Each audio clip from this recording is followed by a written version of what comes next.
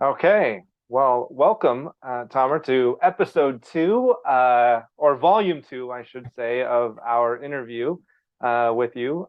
If you are all sitting here today watching and you didn't see volume one, please go back and look for it. It's an introduction of who Checkpoint is, what they're doing in the world to change it, and just some of the amazing facts from an earlier orange paper.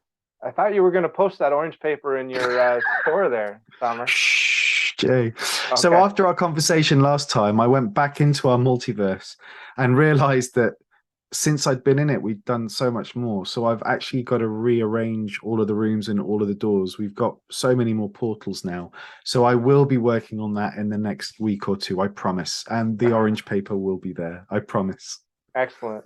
And if you haven't gone over to Checkpoint Store and you're sitting here in the multiverse, please go over there and take a tour. Just doing all kinds of amazing things in education and gaming. In fact, that's what this volume is. We left off volume one with a sentence saying, "There's so much more to dive into. Stay tuned for volume two on education and gaming." So I guess let's just kind of kick it off right away. I'm Jay Schnorr with VetX Solutions here in the multiverse.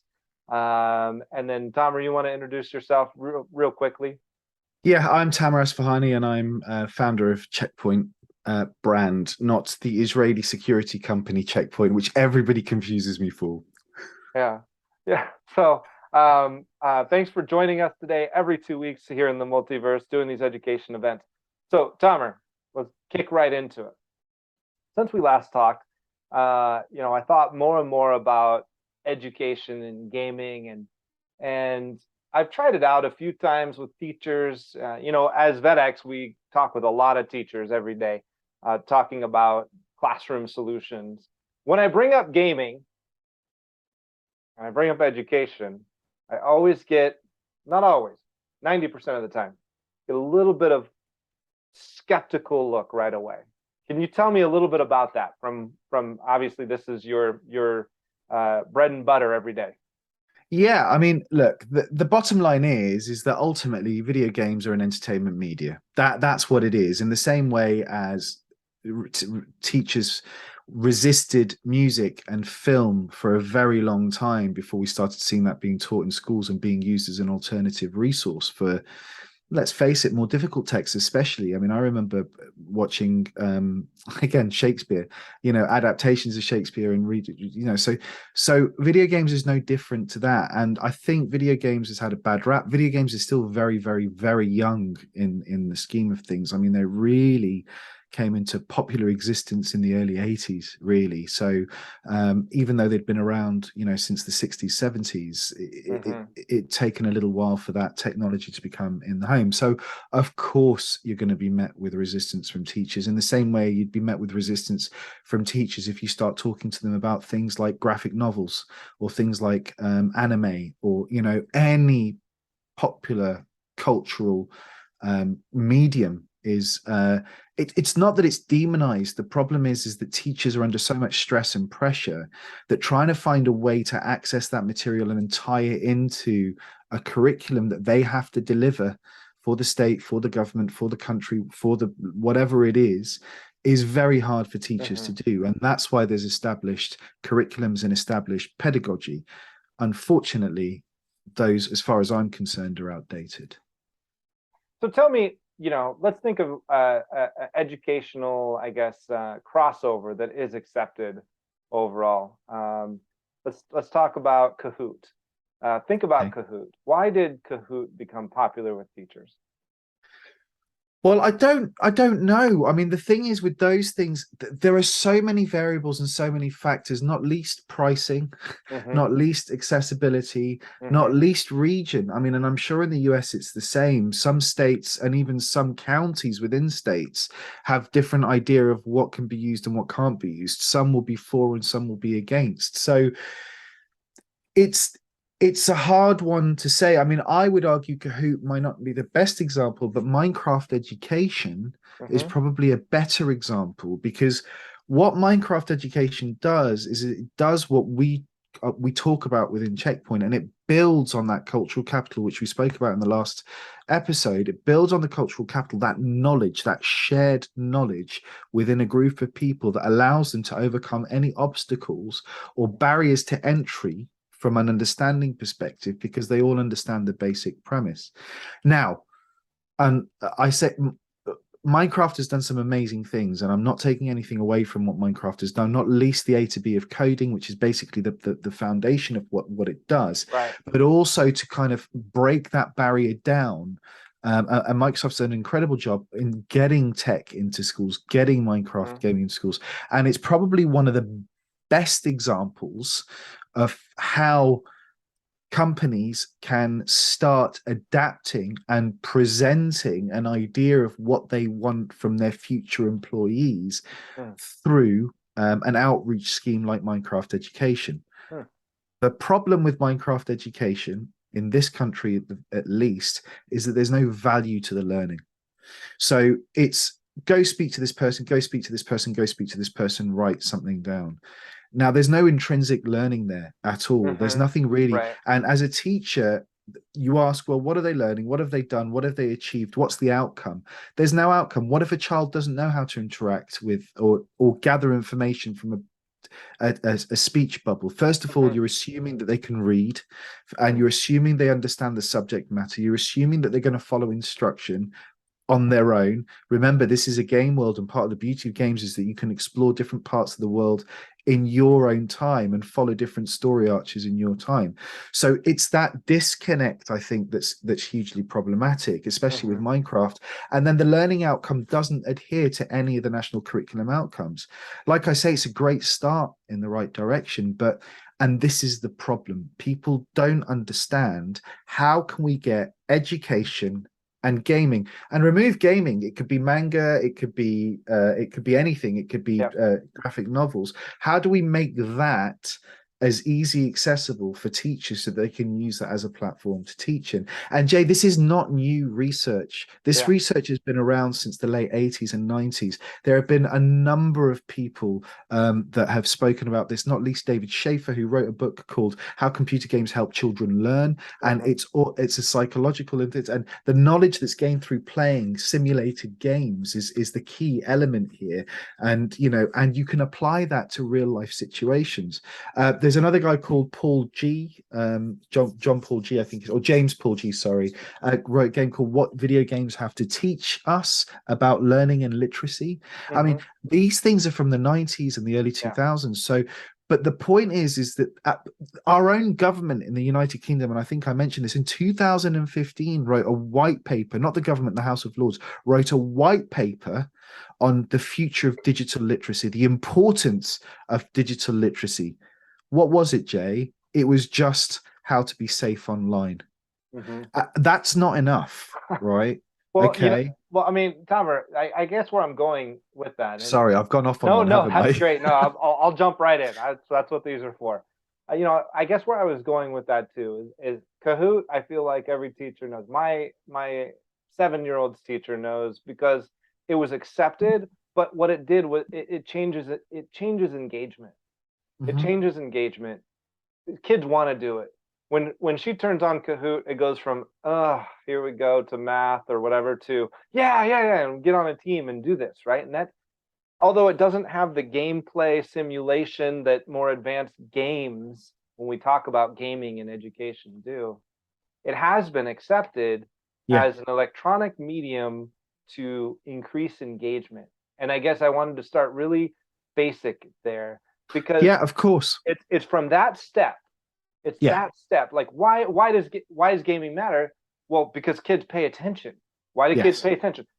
They're engaged in it. They're engaged in the content, doing something that they're really interested in. And one of the things I wanted to also parse out a little bit is, in the 90s, with that research, I mean, when you say nothing was done with it, I would argue there's lots of that were done with it, not in great ways. There were lots of educational games that made an attempt. But that's the problem. Yes. And that's the problem. Yes. Remember what I said right at the very beginning. Gaming is an entertainment medium. The moment you package it up to a child as a learning opportunity, And your children are younger now, but when they get to 8 or 9, they're not gonna. They're not stupid. They've spent Yeah. their lives on devices. They know what's entertainment and they know what's learning. Yep. And you know as well as I do that even if you were force fed broccoli through bits of something else, you wouldn't eat it. Do you know what I mean? And it's the same with education. I would. I loved vegetables, so it's probably a bad analogy. But the point is that that is not the way to do it. The Right. only thing that you can get from that, and you'll remember this because we're of a similar age, is those touch typing zombie type games or the Mario where you had to type a word to escape something. Now they work Oh boy. They because did. I remember they those. Oh, well they work and you remember them and they were fun. But why were they fun and why do you remember them? Because they were the first ever thing that you probably did that was a game related learning experience. But second of all, you knew what the outcome was. mhm. You, as the student, knew what the outcome for you was going to be by doing that. Hmm. And that's key. Interesting. That is When key. you start throwing, when you gamify maths and you gamify science and you gamify English and you gamify, that does not work. And by the way, that's not what we do. The amount of interviews that I've done, and I know you're not saying this, but the amount of interviews that I have done where people have gone, "Oh, Tamir, so you're making educational games." It's just like, no. And Nope. that's why Checkpoint works, Yeah. because it uses the ubiquitous cultural capital off the big games to deliver learning opportunities in. And it says, hey, if you're playing Minecraft, if you're playing Fall Guys, if you're playing Among Us, if you're playing Roblox, did you know that you're learning this, this, this, this, and this? It doesn't go, here's a game that will teach you this, this, this, this, and this. And that's the difference. You cannot package up entertainment as education, which is why those, and that's what I mean by we've had all this information, but unfortunately, education has sat in its silo going, no, no, no, no, no, no, no, we're not listening. We don't want to hear it. Yeah. And video games have gone, well, we don't care. We only care about our bottom line and selling as many games as we can. And so there's a disconnect. Well, there's a disconnect, but there's also an overlap that I guess what I'm trying to get at is that overlap is what's been um, not necessarily ignored, but not correctly identified. I mean, now we are here in the age of virtual reality, standalone headset virtual reality, where entertainment has driven that device and those apps to where they are today in their infancy, I argue, but it will continue to drive that. Bottom line, will continue to drive that release. But then how to find that overlap so where you have a game that is absolutely meant to be for entertainment, simulation, etc. But in the backdrop, you've also identified some of the outcomes that were purposefully built into the game.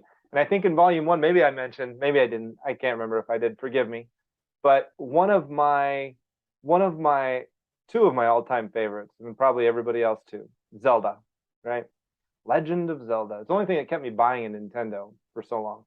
And that And was surprisingly, that's one of the reasons that the Switch did so well, because yeah, people were waiting went for, back. yeah, because they were Yeah, waiting for Breath of the Wild. And yeah, that was probably the most successful game. So even now, 35 years later, Jay, yeah. that's the power that Zelda has. Carry on. Sorry. But I mean but the learning that came from that, when I reflected back on Zelda and the hours and hours and hours, not just rationalizing those hours of life spent, but searching and drawing out dungeons on a piece of graph paper, making critical choices, hunting for secrets. And I think about the life that we live just daily. And I think about business. I think about team management. I think about really applicable life principles. I really did learn a lot from thinking back about the strategy of Zelda and finding things and building and exploring. Man, exploration, that never went away for me after Zelda. Like exploration, forever. Well, look where you are, Jay. Look, you're at the cutting edge, at the forefront of a technological revolution, Yeah, and you're still exploring the opportunities in it. yeah, yeah. That is So true. Problem solving, you love the puzzles, you love the exploration, you love the problem solving, you love that, you love the meeting of people, but also the solitariness of Zelda. That there's so much that Zelda can teach. But that's the thing. What video games teach us, and forget the learning side of it, the education. Let's just put that aside. I know that that's what we're here to talk about, but let's be honest about it here. What video games do is that they really let you learn who you are, how you will take a challenge, which direction will you take, especially if you're talking about these RPG and these open world games. Yeah. There are different routes and different decisions that you could be making, and they all reflect on the inner person of who you are. Now, if you're able to do something in a world that is inconsequential in real life, where if you lose a partner, or if you lose an enemy, or if you lose a thing like that, you learn from that you learn from that failure, but you also learn the methodology of getting there and how you got there. But it's all in a safe space. I see my children jump off cliffs in Minecraft. They wouldn't do it in real life. Yeah. You know what I mean? But that's the point. They understand the limitations, and they understand that if you do this, this will happen. So it's a great way to simulate consequences and to find out who you are and how you approach problems. And I think, and that's what we're pulling out. It's those intrapersonal skills. It's that persistence, that need to progress, perseverance, the ability to fail and get back up again. Absolutely. These are all things that video games do. When you meet a boss and you can't beat them, you don't throw, well, you might do after about an hour, but the point is you don't stop. You persist until you study the movement of the boss. You figure out which weapon combinations you can use, which weapon types, what dodge you're going to use, where you're going to move in the map. Your situational awareness is heightened. You're able to pick out nuances, observational stuff on how the characters, what they're going to do next, where they're going to move next.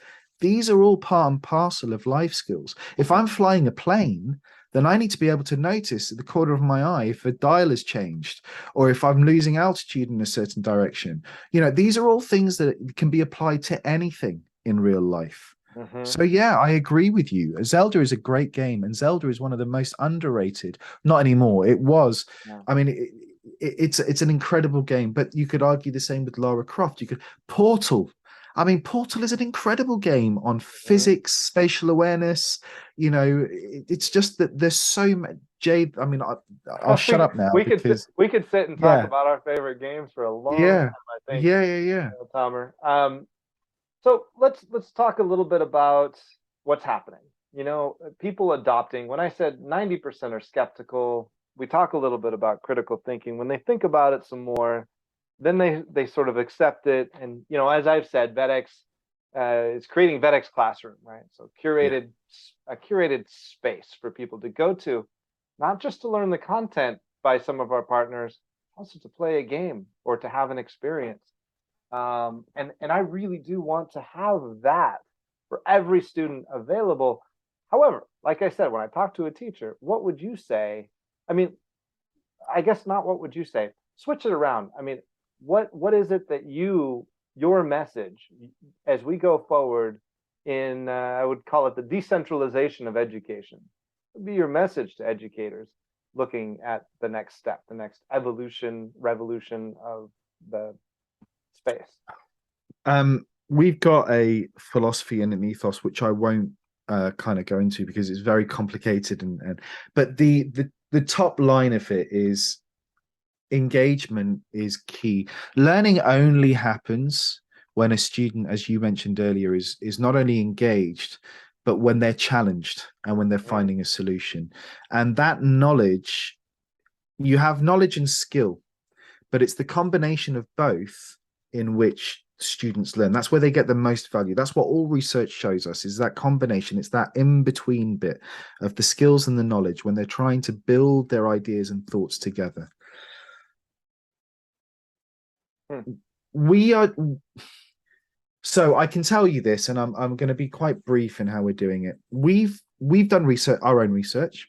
We've also, in this country, we have something called an MPQML, which is a middle management course for teachers. They have to pass this course in order to become heads of department, deputy heads, what have you. So this qualification needs to be had. we've written a continuing professional development plan for teachers to write lesson plans the way that we do. And we have sent it off to this teacher. This teacher used it and she got over 99% engagement of a cohort of 170 odd students, if I remember correctly. Now, usually in that MPQML, what they do is the qualification is looking for engagement students and feedback from the students and all that kind of stuff to see if the teacher did it well. And usually you get between 60 and 70 is considered a good number. So to get that number basically showed and that was all based on Animal Crossing. So the Nintendo game Animal Crossing. And we taught them how to build a board game, but we use and that's the beauty of what we do. We use the foundation of the game and then we forget about the game. So you don't ever have to play the game or know the game, but that you just have to have that kind of access point. And accessing something like Animal Crossing that everybody's playing is very different to accessing Ulysses's adventures, by James Joyce. So there's a whole different way of doing it. Now, what that meant was it showed that the students were engaged. It showed that the teacher loved it. So we've now taken that CPD course to a university. We are in the process right now of signing a deal with that university for them to run that CPD course for and this is a faculty of education. It's a well-known university in the United Kingdom, very well respected. Its faculty of education is one of the best in the country.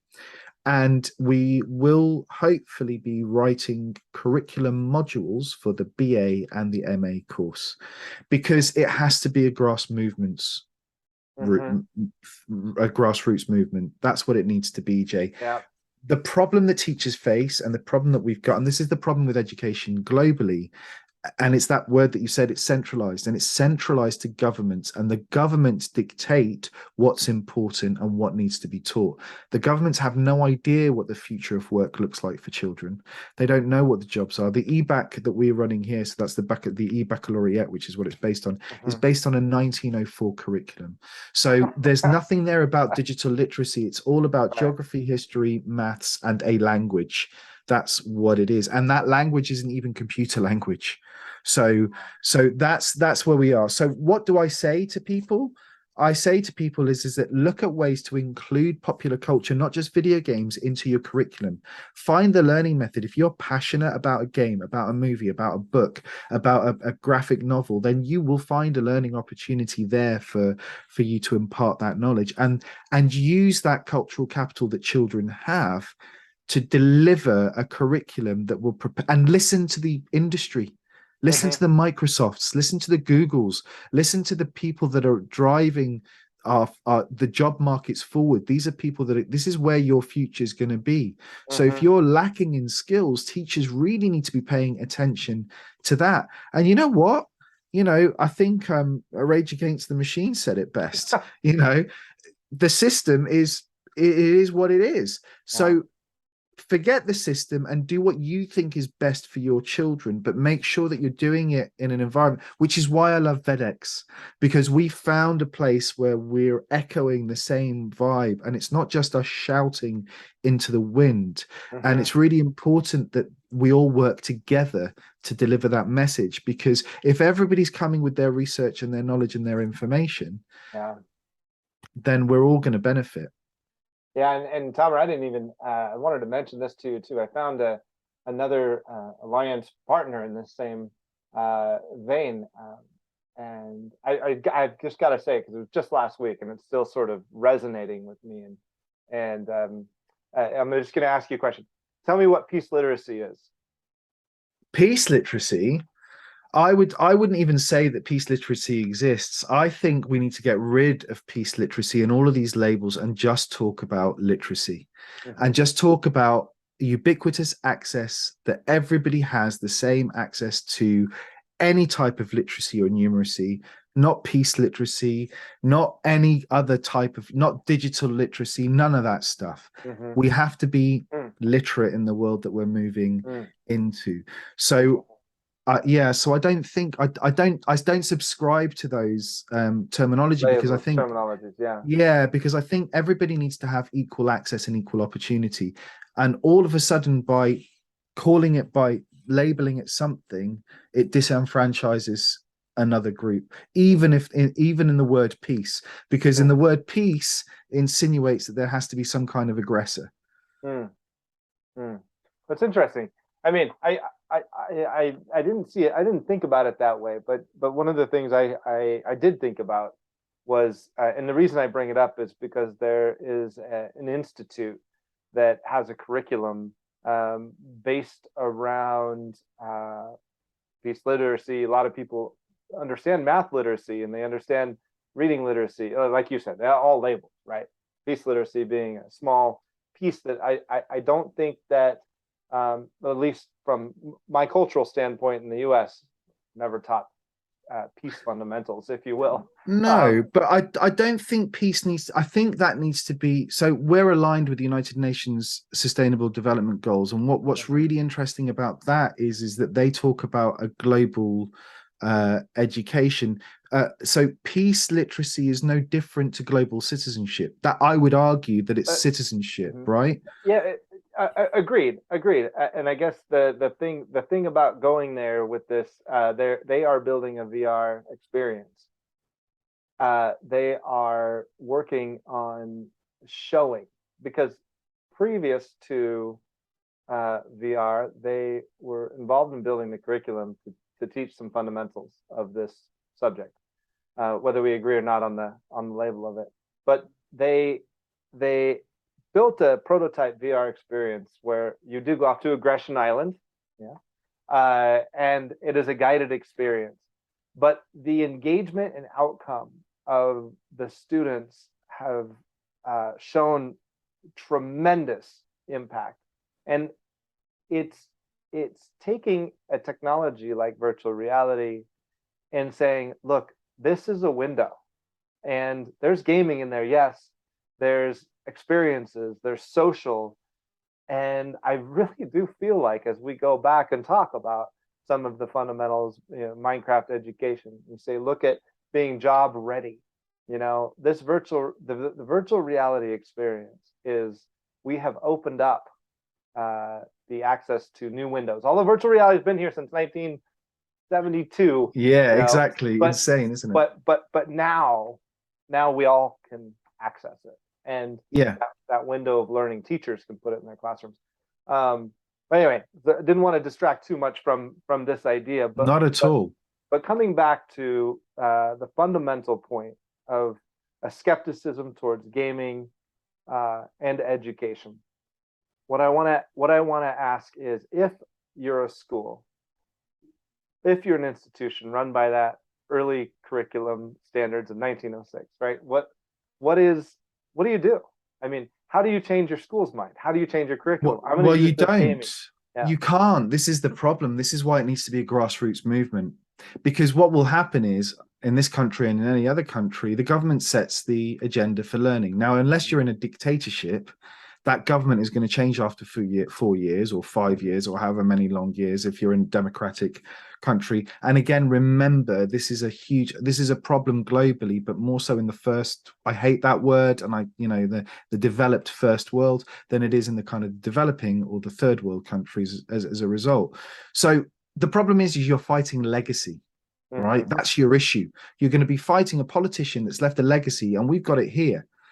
MPs come in, heads of departments come in and change it, and all it is legacy. It's got nothing to do with the future or the jobs. It's just about legacy. So you have to do it from the grassroots, which is why we've gone to universities, which is why we're going in to train teachers. Because if we are, and the other thing that's really important is, Jay, our generation are now running the schools and teaching, and the next generation have already come through, and the generation below that have already come through. So there's already an understanding around video games and gaming and popular culture that's not been kind of necessarily been the same kind of level of understanding that we've had before. So that's changing as well. But you have to teach the teachers how to work within the parameters that they're in to still deliver what the government wants, but to do it in a fun and engaging way that then empowers them. It's just as much for the teachers as it is for the kids. That empowers them to go, you know what? We're not doing King Arthur the way that we were doing King Arthur.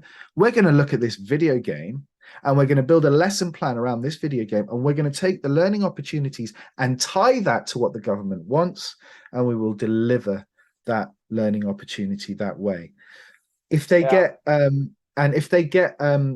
marked, we have something called Ofsted. They come in and inspect the schools. So if they get inspected, we know for a fact that Ofsted love this kind of way of doing it. The problem is that teachers are time poor, and they're overstretched, and and they don't have the brain capacity. And the thing is, you've got to remember, when they get into teaching, they got taught very quickly how to write lesson plans. So they're very efficient. Trying to tell the teacher how to write a different lesson plan. Like, why do I have to learn all of this all over again? I know how to do this. It's easy for me. I know I can deliver and I can move on. And it's not the teacher's fault. It's the pressure and stress that they're under. So we have to change fundamentally the way that teachers are writing lessons from the ground up. And remember that education, and we've gone so far away from it now, is all about putting the child at the center of learning and understanding that not every child will learn in the same way, and that there are opportunities for a child to learn through different methodology if you just allow them. If you give them the freedom to explore their own skill set and to apply the knowledge that they have, then they will acquire more knowledge, learn more about themselves, and become better learners. Yeah, lighting that flame of constant learning and enjoying it rather than being rote taught. And I think video games does that for people just all over the place, inspiring. Anyway, well, I think on that note, we're just about out of time for this volume 2. And as we go forward, what's your vision? What's your vision for, let's say, 5 years from now? Checkpoint for video gaming education, for acceptance, revolution or evolution, if you will. And yeah. Education has to change. And I said this to you the last time. We've got much bigger problems to deal with. We've got climate change. We've got socioeconomic problems. We've got energy crisis. We've got food crisis. There's a whole host of things that are happening that we are not reacting to. Generationally, and with every generation, there's something. With every generation, something comes through. Pandemics, we can expect to see more pandemics and endemics in the future. We cannot move forward if we don't educate from the ground up and understand the impact that we're making. So when you ask me what my vision is for the next 5 years, for Checkpoint Learning, is for Checkpoint Learning to make a meaningful and impactful to be more impactful in the education sector that allows children to access learning materials for free, that they will be able to connect with other like-minded people and work in teams and groups to find solutions, or to find the skill set to empower them to help save our future. That's all I want from Checkpoint Learning, and to prepare the children for a world where jobs aren't going to be the jobs that we see today. Right? That's what we need to be doing. And maybe I'm ignorant to have seeing it, but I think back to, there has never been humanity's core, really the core values of what you need to learn.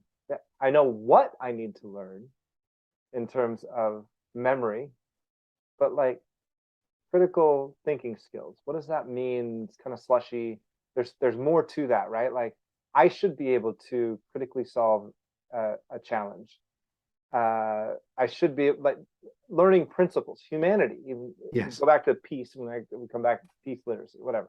But global citizenship, my human required minimum skills to survive, right? Like, I have never seen a list. I've seen a lot of things, but not a Well, list. the list doesn't exist because the list, as you well know, Jay, was created by the UN Charter Mhm. effectively. Before then, it was all based on where you lived and what society and culture and tradition expected of you, and that fed into the fabric. And this is the problem that we have right now with the younger generation. All you need to do is look at the Gulf regions in the Middle East is probably the best example that I can come up with right now, with all of the oppression of the daughters and sons Mhm. and all the news and stuff that we see around that. Is that there's a cultural and traditional expectation that becomes part and parcel and fabric of a wider narrative, which unfortunately feeds into education and citizenship. Mhm. Your citizenship, there's an arrogance, and look at Brexit. I mean, we are Mhm. so arrogant in the United Kingdom because we think we're better than everybody else. We still rule the world. There's an empire. So there is still that attitude that needs to be knocked off, that I'm better than you. Just because I was born in the Northern Hemisphere, it doesn't mean that I am a better person than you because we're in the Western world. Do you know what I mean? So Yeah. there are all of these things that need to be addressed, and that has to come from education. So it's not an easy fix, and it's Mhm. not something that can be kind of responded to easily. There are many problems that we need to, and citizenship, we all, and this is why trying to make everything a level playing field is so important. And Mhm. I'm not talking about communist theory or Trotsky-like theory, but I'm Right. talking, there needs to be Access. competition, there needs to be capitalism, there needs that these things drive innovation, they drive Mhm. competition. It's important for us to have it, but it's also important for us to know that not there's no monopolies and that we're not threatened. And I think that's the key thing. And I think there's a huge imbalance at the moment. And Mhm. even now, I mean, look, in this country, Liz Truss, who's vying to be the prime minister, by the time we go out, you'll probably have an answer who our next prime minister is going to be. But Liz Truss is vying for this whole idea at the moment of kind of trying to prove that, that she's, where was I going with this? Sorry. No, no, I just can't about the remember. cultural relevance of, I mean, for me, and what you were just saying is the cultural relevance of that education versus Oh being yeah, a global she citizen. yeah. So she's just started talking about opening up Oxford and Cambridge to everybody, and it's just like, well, yeah, Oxford and Cambridge are elitist, but it doesn't mean that if you flood it with people that shouldn't be there, that it's going to make it any better. And more importantly, the people that are going to be there are going to feel like they're being used to prove a point. They're not going to get the most out of it Right. either. So it's a lose-lose situation for everybody. So it's knowing the strengths and the advantages of what you have and how you can best utilize them. Mhm. You know, and I think that's where we fail. We fail as society. Look, we're all, the human condition is greed, Yeah. and that's it. Well, And yeah, that's it. well, I mean, we that might be a volume three, but my the point here that I'm trying, I guess when I think about those values, you were talking about the universal human rights, established global citizenship, but there's something in there. And when you say culturally, if you look at some other countries and how that becomes true, there's also something there. There's an overlap. It's the same overlap that education over here with Yep, you might consider a cultural dominance and the formal education over here, and then yep, gaming yep. over here, which is a collaborative identity. And now we have avatars and VR. There's an overlap. Now, same thing Absolutely. we're talking about when I say nobody gave me a list of human skills. Yeah, I've got the list of global human rights, but again, some of those conflict with cultural formal education. But the overlap, the Yes. skill that you need to learn is being able to identify what is cultural and respecting that, because that is something that exists, and you can't eradicate it, right? It's culturally, it exists. And then there's this Well, it's global, embedded, and it's that's the embedded, problem. It's but it absolutely embedded. but that but identifying what fits best. And when we come back to education, gaming, and engagement, identifying what fits best. And I think about what I do in a game. One of the teachers that we work with he specifically selected people from all different socioeconomic, cultural backgrounds that might not hang out in high school, and he put them in VR headsets in a big giant gymnasium as the welcome to his new holodeck that he's deploying. And They all They got along like they didn't they know played, anything. they made friends, Yeah, they had avatars, and then he paused the whole game and he said, "Now take off your headsets and look around. You just became friends with somebody you wouldn't have even approached." It levels, when you're talking about leveling the playing field and some of the stuff you said in the gaming, it levels a field, it gives people access to each other exactly. in ways that cultural It boundaries and allows you to social. build your own community that Mhm, you've hand selected. Now, we know there are dangers in that with echo chambers and post-truth world that we live in. However, these are your people. And in broadcasting, we call it niche casting. There mhm, may only be a small number of people that are interested in knitting, but on a global level, that's hundreds of millions of people, mhm, you know, but mhm, that's your community. That's your niche cast. And that's what we're saying here is that gaming empowers you and allows you to find your community and find your people in a mhm. way that others Well, and and also, I would argue that also find people that you might not have yeah, approached. I would not have. absolutely. I In school, I was probably a B student, you know, Hmm. sometimes a B minus. Uh, Don't tell your but parents, Joe. I know, but then when I got interested in it, I number one that shot up to A's because I was interested in the content I was actually learning for once. But number two, prior to that, I would have never approached somebody really No, smart. I wouldn't no. have walked up and said, "Hey, can I study with you?" Because there was a barrier there, and I feel like the gaming, when you put those people on the same team, they can't see each other. They're with the avatars, and now you're simulating life, and you're teaching economy, and you're teaching Yeah. critical thought.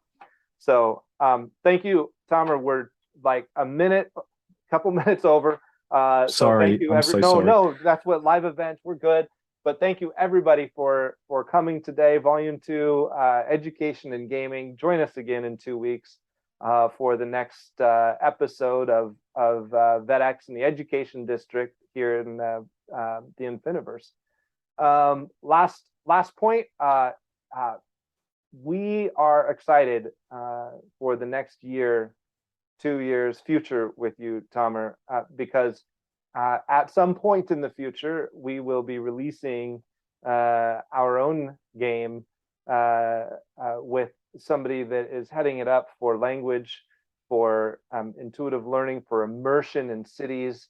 And I think it's on a fantastic track. I can't say too much, but just know that I'll be coming to you a lot to talk about some ideas, and the CEO of that venture will be coming to you to chat more. But I'm stay very tuned for it. excited. I'm very excited. And it sounds like an incredible thing. Learning through immersion, through city interactions. I mean, Jay, genius. You have one thing I wanted to point out too. Soon you will be putting up some courses. Is that right? Yes. So hopefully in the next couple of weeks, we're just kind of rubber stamping everything now. It's all been Mm-hmm. quality assured, but Mm-hmm. we will be sharing our CPD course, which I mentioned in this, on Mm-hmm. how to write lesson plans for numeracy and literacy for ages 5 to 11. So we will have a slot. I think we'll need to talk about that, but we will have a monthly slot where we will be training teachers on a two-day Okay. course. Price to be confirmed, Well, but yeah, let's hold, once everything settles, the dust settles, I think in September for you. Let's hold a panel discussion and invite some teachers amazing. to that panel Yeah, discussion. We will hold it inside of virtual reality, sounds great. maybe around a campfire, and Sounds awesome. chat a little bit more about what that's going to look like, writing curriculum. Let's not do the campfire though, because I always want No, s'mores there, I and you know. can't do s'mores on virtual. Well, we can do it up on a cloud city. I don't know. We do it on Mars. We can do it on Yeah, we'll Mars. do it. Let's do wherever. Okay. We beat on Musk there With virtual reality. Perfect. with virtual reality. Yeah. All right, Tamer, it's been a pleasure. Take care. And thanks everybody for joining today. Thank you very much.